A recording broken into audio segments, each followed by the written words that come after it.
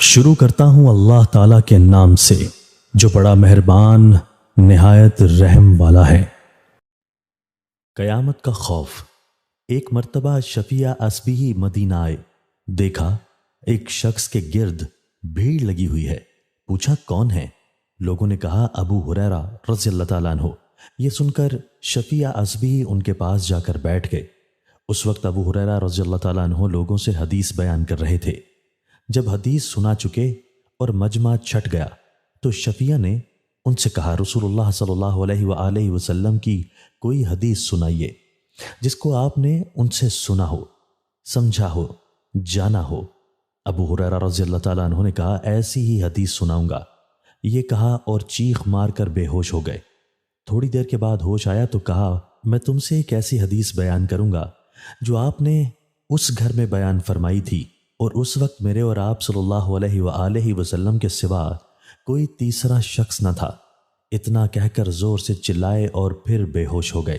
افاقہ ہوا تو منہ پر ہاتھ پھیر کر کہا میں تم سے ایسی حدیث بیان کروں گا جو رسول اللہ صلی اللہ علیہ وآلہ وسلم نے اس گھر میں بیان فرمائی تھی اور وہاں میرے اور آپ کے سوا کوئی شخص نہ تھا۔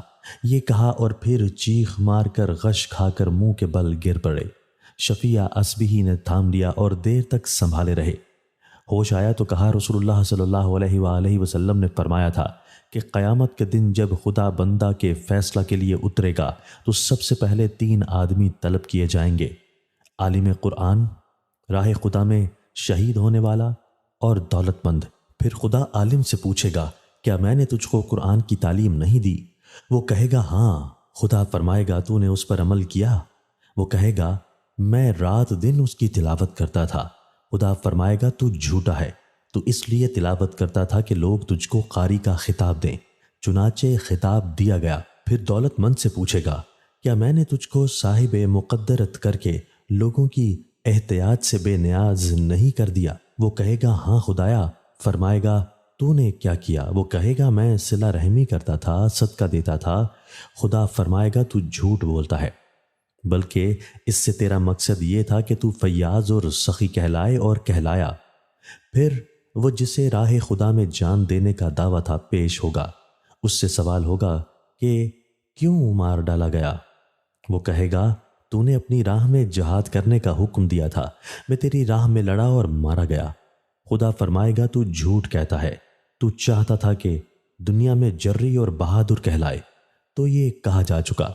یہ حدیث بیان کر کے رسول اللہ صلی اللہ علیہ وآلہ وسلم نے میرے زانوں پر ہاتھ مار کر فرمایا ابو ہریرہ رضی اللہ تعالیٰ عنہ، پہلے انہی تینوں سے جہنم کی آگ بھڑکائی جائے گی۔ امیر معاویہ رضی اللہ تعالیٰ عنہ نے یہ حدیث سنی تو کہا جب ان لوگوں کے ساتھ ایسا کیا گیا تو اور لوگوں کا کیا حال ہوگا؟ یہ کہہ کر ایسا زار و قطار روئے کہ معلوم ہوتا تھا کہ مر جائیں گے۔